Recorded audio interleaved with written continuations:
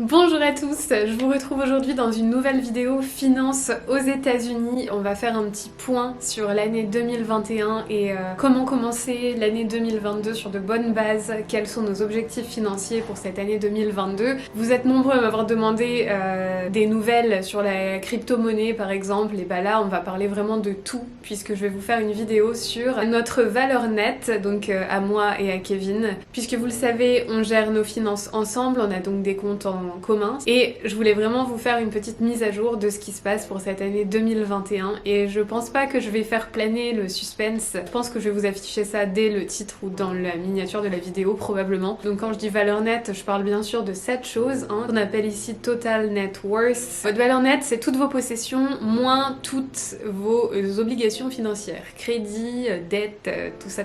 Voilà, pour résumer la chose très simplement. La grande nouvelle, c'est que on est vraiment parti de rien, je pense que vous le savez. On est parti vraiment de rien du tout pour le coup. Et quand on est arrivé aux États-Unis, on est même parti de moins quelque chose, puisqu'on avait même un crédit, pour tout vous dire. Et la première année, on a littéralement galéré financièrement comme pas possible. Fin 2021, et donc là, au moment où je vous parle début 2022, on a atteint une valeur nette qui s'élève à plus de 100 000 $.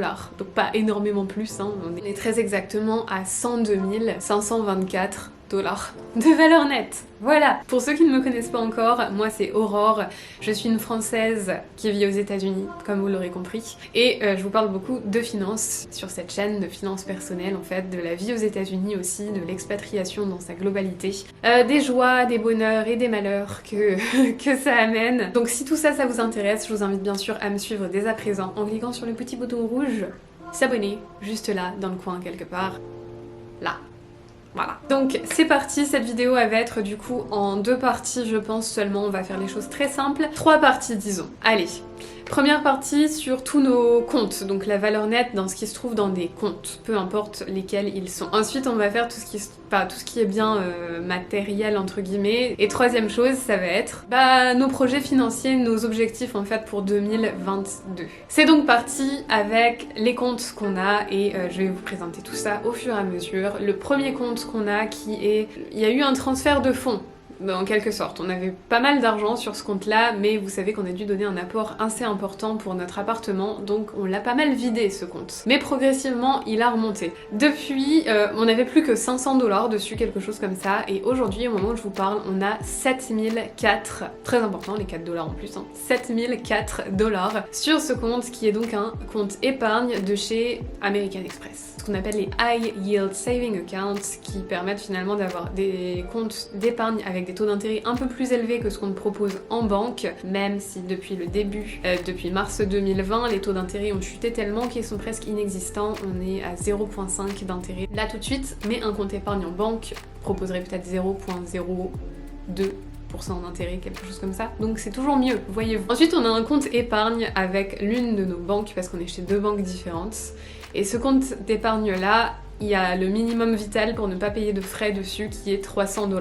Donc ce qui porte finalement notre Emergency Fund, de l'argent qui est disponible en fait quand on veut, si on le veut, 7308 $.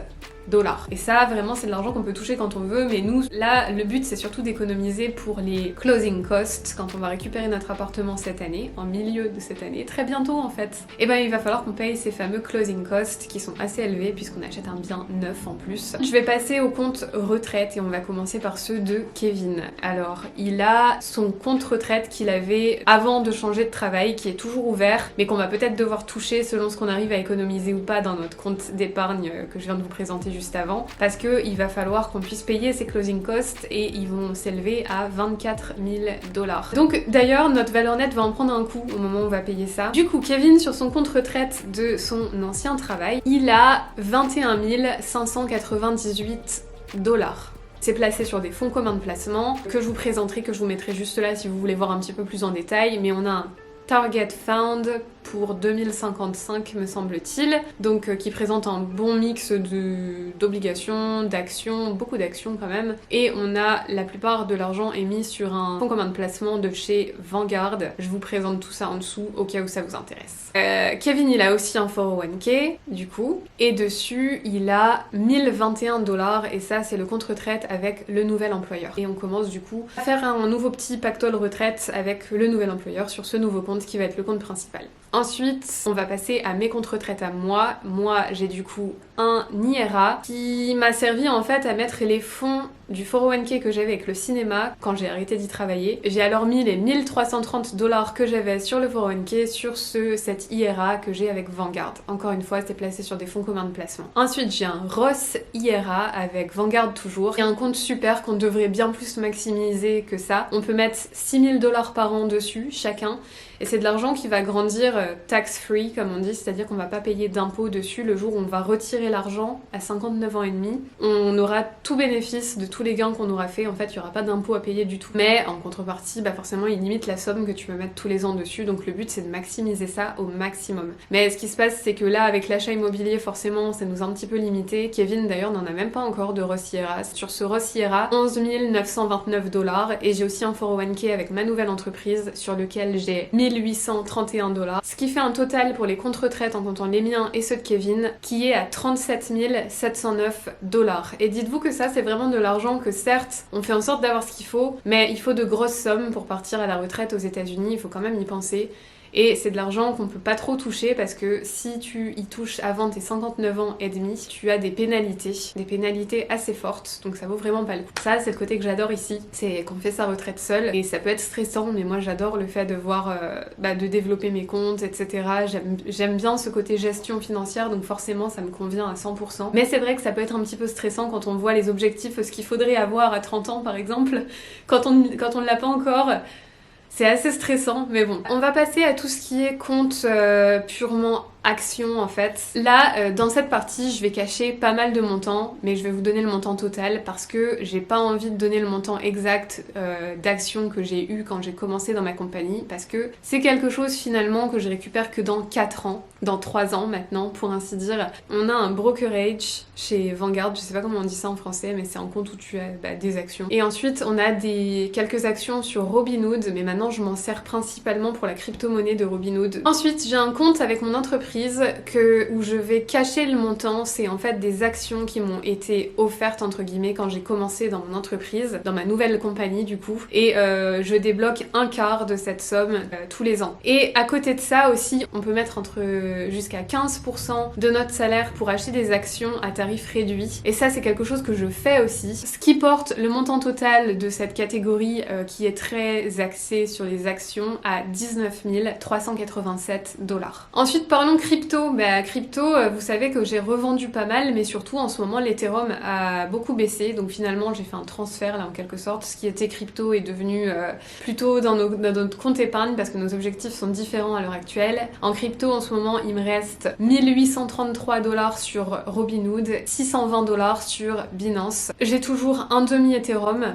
Et franchement, j'ai bien joué, je trouve. J'aurais même dû en revendre plus en y pensant, mais quand l'Ethereum est monté à 4500 $ et quelques, j'en ai revendu pas mal pour à peu près 1500 $ assez récemment. Et là, ça a rebaissé, c'est à 2400 $ au moment où je vous parle. Mais j'ai toujours un demi Ethereum parce que j'en ai racheté au moment où ça a baissé, là, justement, au fur et à mesure. Ce qui fait 2453 $ en crypto-monnaie, toujours, malgré tout, mais moins que pendant une certaine période, vous le remarquerez. Ensuite, on a l'appartement, et je vais pas faire planer le suspense, vous le savez déjà, j'ai fait des vidéos dédiées sur l'appartement déjà, plusieurs. On a mis un apport qui s'élève à 19 667 $. Ouais, voilà, tout à fait. Pour un bien immobilier qui coûte en ce moment à peu près 400 000 $, qu'on a payé un tout petit peu moins que ça, mais les biens immobiliers en ce moment ça explose, les prix montent vite, et du coup ce serait son prix actuel. Donc comme je vous dis, je fais le prorata du prix du bien pour ma valeur nette, et il faut comparer avec ce qu'on a déjà payé et ce qu'on doit dessus pour connaître connaître la valeur nette. Donc là on va considérer que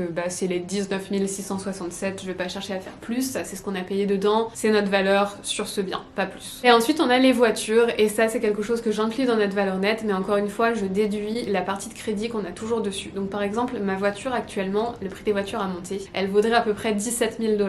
Du coup je mets le prix moins ce qu'on doit encore dessus, on doit plus grand chose sur ma voiture, elle est bientôt payée, c'est une voiture qui paraît toute neuve de 2017, une Nissan. Et pour la vieille voiture de Kevin, j'ai mis 2000 $ parce que y a des voitures encore plus moches qui se vendent pour ce prix-là, donc je me dis que c'est à peu près sa valeur. Voilà, donc je compte ça quand même parce que c'est les deux seules possessions qu'on a qui valent quelque chose, donc voilà, c'est compté dedans. On n'a rien de valeur, tout simplement, donc on n'a rien du tout à ajouter comme objet, à part les voitures et, si on peut compter ça comme un objet, l'appartement.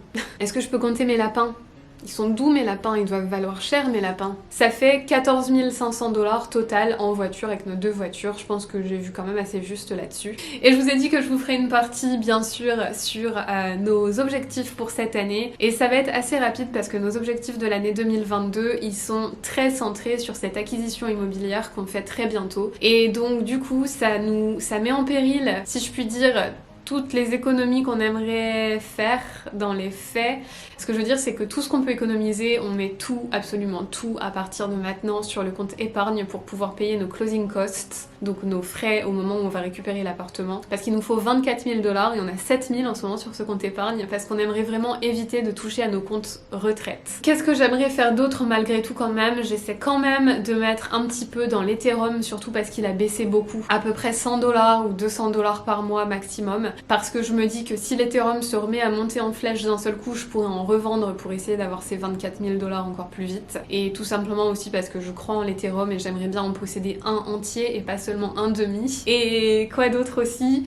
Les Roth IRA, je vous en ai parlé, c'est des comptes retraite très avantageux, très intéressants. Et pour 2022, on n'a encore rien mis sur le mien et on n'a pas du tout maximisé celui de Kevin. Donc cette année, on aimerait vraiment, dès que le bien immobilier nous appartient et qu'on l'a payé, optimiser notre Roth IRA chacun. Donc mettre 6 000 $ sur le mien, 6 000 $ sur celui de Kevin, c'est vraiment notre objectif. Ensuite, un dernier objectif financier qu'on a, c'est plus dans le sens, on a hâte de vivre dans notre nouvel appartement pour mieux nous rendre compte en fait de toutes les dépenses qu'on va avoir du fait de vivre dans notre propre appartement. On va plus vraiment payer un loyer, mais on va avoir des frais importants quand même qui sont liés à cet appart. On a vraiment hâte de voir un peu ce que ça va donner en termes de finances quand on va vraiment être dedans pour pouvoir vraiment planifier parfaitement selon ça. Honnêtement, on aimerait déjà commencer à économiser pour un nouvel apport, pour un prochain appart, peut-être.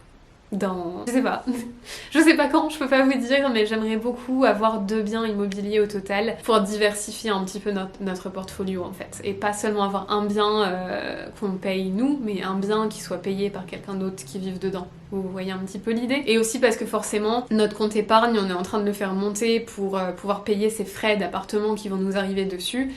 Mais le but c'est aussi quand même de le faire remonter ensuite parce que on veut toujours avoir au moins 3 à 6 mois de salaire pour pouvoir d'emergency fund, donc de fonds d'urgence au cas où quoi que ce soit en fait, perte de travail, peu importe ce qui pourrait nous tomber dessus. Donc on aimerait remettre quand même bien ce compte, le faire remonter progressivement pour arriver à ça dans l'année prochaine on va dire, parce qu'il faut pas être trop gourmand non plus, ça va être compliqué de tout faire. Le Roth IRA va rester quand même notre priorité cette année je pense. Voilà, vous avez l'aperçu de notre valeur nette, on est ravis parce que je sais pas si vous imaginez, ça paraît peut-être très peu pour certains, mais on est parti de rien du tout et aujourd'hui notre valeur nette elle a dépassé les 100 000 $ et puis on est quand même encore jeune dans les faits, donc je sais pas, je suis contente parce que j'adore les finances personnelles, vous l'aurez compris. Donc je suis ravie qu'on atteigne ce palier en espérant atteindre de prochains paliers au plus vite. Je crois que je vous ai tout dit pour cette vidéo, je vais vous laisser maintenant, mais bien sûr on se retrouve dans de prochaines vidéos. Je vous souhaite à tous une excellente journée. Bye bye à tous.